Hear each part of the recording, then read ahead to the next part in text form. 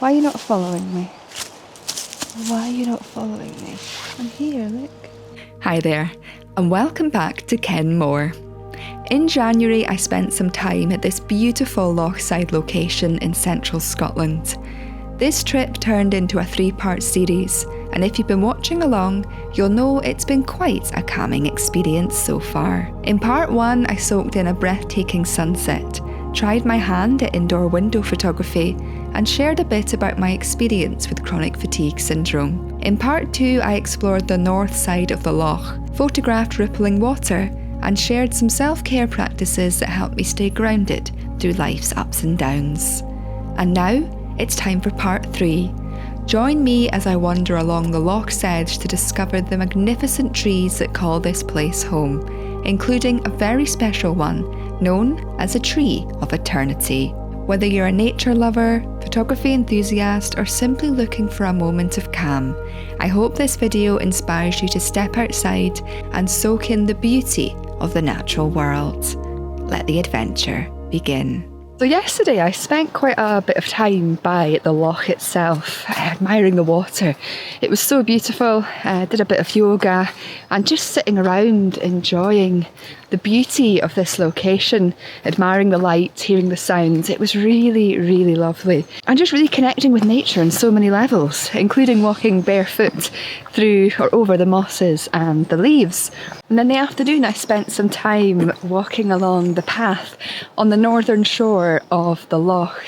And to my surprise, I came across some beautiful trees, like absolutely magnificent trees. Some really, really good characters in here, and I thought it would be lovely to come back today and photograph some of them. So that's exactly what I'm doing.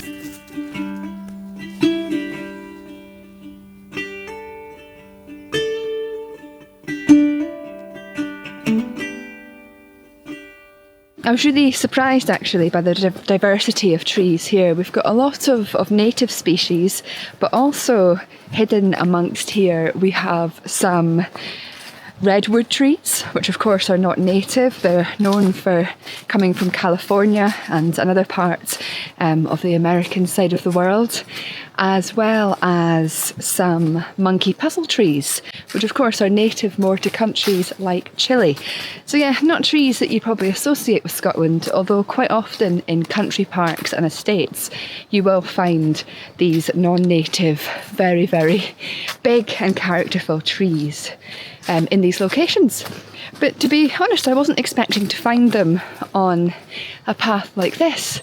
But here we are. I suspect this was or still is part of an estate, and at some point the person who owned this land decided to plant them. So yeah, I'm back in the woods today, like I say. I'm off to re-find some of these beautiful trees and see what sort of images I can create of them.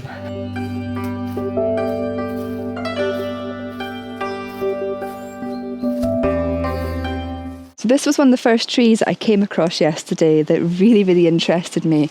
This is a beautiful yew tree, and I always think it's lovely to come across one of these trees because they have quite an interesting symbology attached to them. And this morning I went to visit what is believed to be the oldest tree in Europe, which is in a churchyard just a 12-minute drive from here, and that tree is a yew tree. And I took a little photograph of the plaque that was beside it because I thought it was really interesting and I wanted to read it out in this video when I came back to this tree.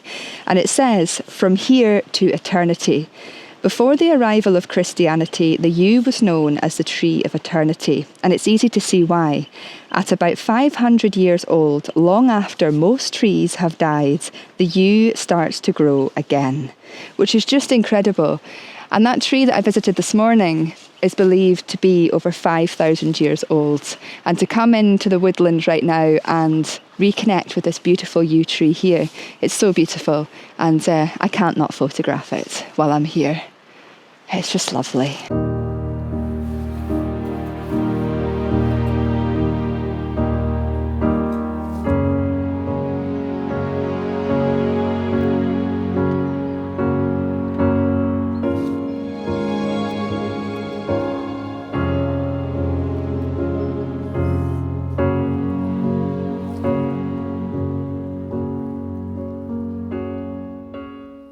I used to shy away from photographing woodland scenes like this because I found them quite difficult to compose because there's quite a lot going on, and some could argue it's quite a messy scene.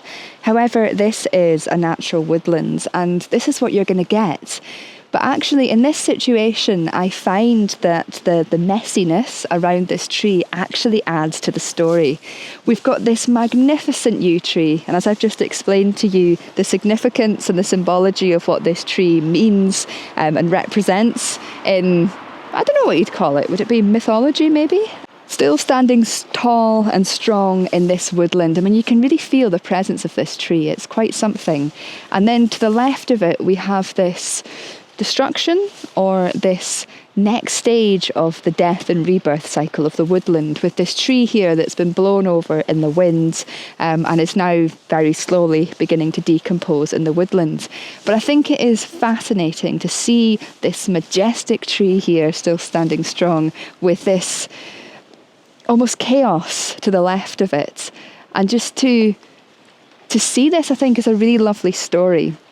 Quite often when I see something to photograph, it evokes something within me.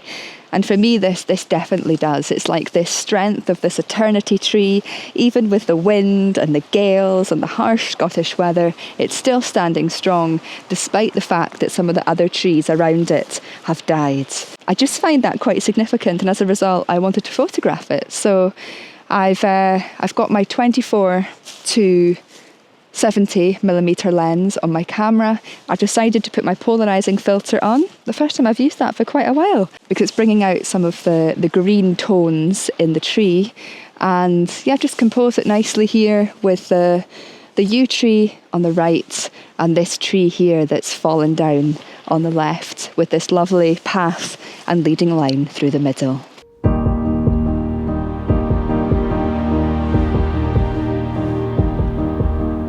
This image proved to be a hard one to edit, and with a lot going on, it may not appeal to many. But I invite you to focus on the strong yew tree. What does the yew standing strong behind the fallen tree mean to you? When I first saw this scene, I saw strength and resilience. Now, upon editing, I see a kind, wise character showing care and respect to his fallen neighbour. Be sure to share your thoughts in the comments. It's always lovely to hear what the images I share evoke in you.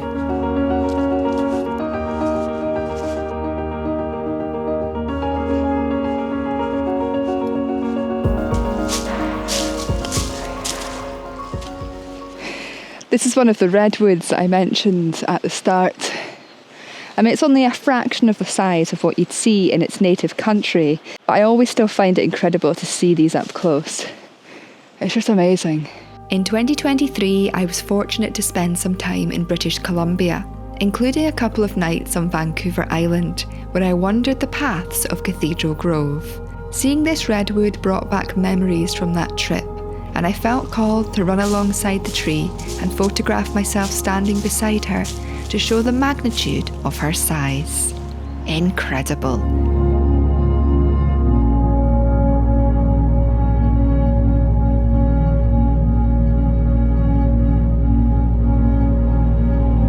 And the bark also took my breath away. The textures on here are so beautiful. I mean, you could just create a whole project on this, photographing all these different bits and looking up. I love that bit there. So beautiful. I remember when I was seeing these at Cathedral Grove that I was really mesmerised by the fact that many of them have big holes in the bottom of them, like their inner area, the bottom of the tree is just completely hollow, and it's being held up by these almost like stumps, these like pillars of the tree that's left. But despite the magnitude and the size of them and having this huge hole in the bottom of them, they were still standing so tall. I remember it just blew my mind. It was quite something to witness. And yeah, it's lovely being on the other side of the world in my home country and still being able to connect with these magnificent trees. Even though they're not native, it's still something that's quite lovely to see. I think it gives you that deeper appreciation for nature in some ways. I think that's one of the things I love so much about living and being from Scotland is I often say to people that Scotland is like 100 countries rolled into one. You just drive 10 minutes down the road and it's completely different. And then, you know, while we've got some beautiful native species here, both in terms of trees and wildlife, we of course have some things like these trees that are not native. And then when you come across them, you feel like you're in another country. Like I could be in Canada right now. I'm not, but I could be, despite being in the heart of Scotland.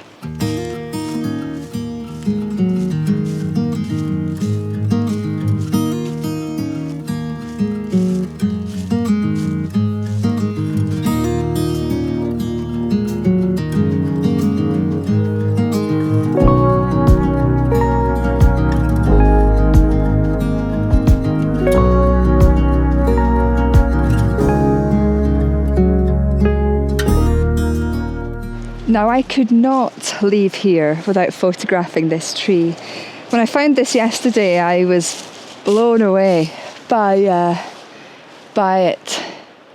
It is, I guess it's a little bit like what I just spoke about with regards to the redwoods, having this hollow trunk with just the bare skeleton of the trunk left to hold the tree up. I've no idea what's happened to this tree. What I can see, however, is that it's clear that there's a limb on the back of the tree here, which I suspect was a very, very big branch, fell off, and then I don't know whether that led, as well as a branch up there, I don't know whether that then led to the inside of the tree getting a lot of damp and rain into it and then becoming hollow, or whether there was some sort of disease in the trunk, or whether it was struck by lightning. I mean, those are the three plausible things that I can think of with regards to this tree. But if any of you have any ideas, please let me know in the comments. It would be lovely to hear. But just seeing the grandeur of this tree, how big it is in size, and having this hollow right through the middle of it, it's quite unique in many ways. It's got so much character to it. So I just really wanted to photograph this tree before I leave this trip. And it's also just so interesting because there's some relatively small new shoots appearing from the tree, regenerating it into new life, which is so, so interesting. But yeah, I think it's just this middle bit, isn't it? Here, this hollow in the middle. And then as it stretches up with its huge arms into the air, it's got so much character. Out of all the trees, well, the two other trees I photographed today, I'm finding this one the most challenging because of its position, and just I really want to get the trunk in as well as some of these incredible branches. But above the tree, we've got all the openings in the woodland. So you know, all these bright skied areas, which is making it a little bit challenging. I think this tree would be best to photograph around dawn or dusk, or maybe even around the twilight hour. I could just imagine this with the blue light around it. I think it would really bring it to life, actually. It would give it that magical feel, a really magical feel. I don't know if I'll have the opportunity today to come back at twilight, but if I do, I might, actually, and see if I can bring this tree to life. But for now, I'll photograph it as it is, and we will see whether that opportunity unfolds for later. I really want to do this tree justice because it is quite something.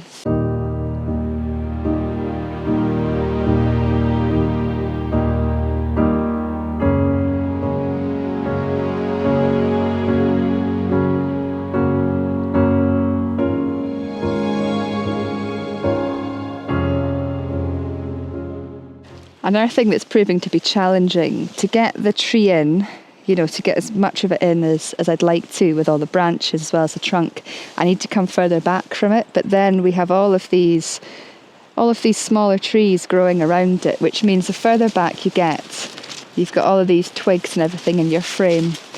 So I guess the only option really is to get closer to the ground, but then as you can see here, you then have these trees coming into the frame. Yeah, it's a bit of a challenging one, this one. But I think a little bit like the yew tree, it's part of the scene. And again, it's like this magnificent, characterful tree that's clearly very old, and who knows if it will survive for many years to come. Hopefully it will. It's got quite a lot of character to it. It would be sad to see it fall, but given it's hollow in the middle, there's a huge chance that it won't be around for many, many years to come anyway. But you can then see around it that you've got all of these new or fresher trees that will one day probably take its place. Again, showing the rejuvenation of the woodland, which is quite nice to see. Well, I mean, it is nice to see. It's not quite nice to see. But for now, this tree, I want to connect with its magnificence while it's still here. Once again, I'd like to bring the attention to the bark. This looks like elephant skin. It's so beautiful, and how the sunlight is coming in and illuminating all of the cracks. And when you get closer and you can see these smaller textures. Wow. And these flaky bits. Quite something. I do find trees truly magnificent. They're just like these whole beings. I mean, they're these whole beings in their own right. When this video goes up, I suspect it will be February. And for those of us in the Northern Hemisphere, the spring won't be too far away. And I mean, I'm in the middle of January right now, and it's mild and sunny. So I don't think we can make seasonal presumptions anymore, or plan for the seasons. We just take every day as they come, weather-wise. So regardless, actually, of when this video goes out and when you see it and what season it is wherever you are in the world, I would highly recommend this year to go for a walk in the woodland and find a tree that really speaks to you and sit under it for at least half an hour, longer if you can. It's so calming if you especially find a spot to sit where you've got your back against the tree. It's something I love to do when I'm able. I'll sometimes go into the woods and find a tree and sit under it and do some journaling or some planning for my work. Sometimes I'll even take my laptop with me and do a little bit of work that doesn't require the internet. Or I'll take a book with me and read. It's a really, really good way to connect with nature, but also sitting under a tree, it's just, there's something about it. There really is something about it. Especially if you find one that really speaks to you and you sit under it and you connect with it. It's one of my favourite things to do when the weather is dry. And I just wanted to say, given this video is all about trees, that it would be great if you felt called to spend some time doing that this year too. I think trees can teach us a lot, and if we sit under them, they can quite often give us good ideas and share their wisdom with us, if we only take a moment to listen.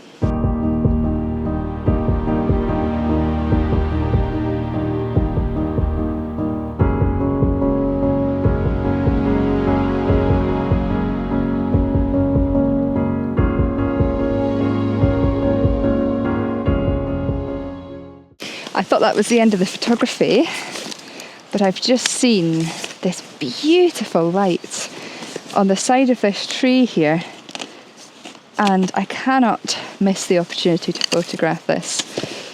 I'm going to do something creative here, do a little bit of abstract photography. This is beautiful. Well, these images that you're about to see were by far my favourite of the day.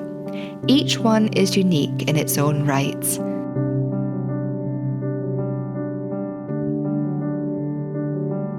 I started by underexposing the images to bring out the light before increasing the exposure to be more true to life, showcasing the beautiful markings that resided on the bark.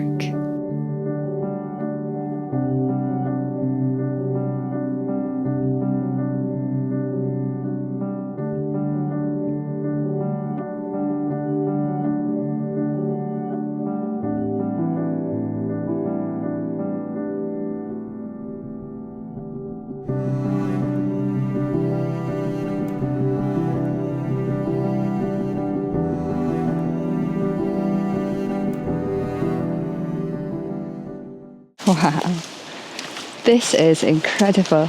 I need to show you this. I was just about to stop photographing this, and then I noticed here, you see the eye? That is a proper eye. I don't think I will ever tire of photographing nature. Amazing. To me, trees are full of character. I challenge you to head into the forest and not find a face or creature hidden in the trees.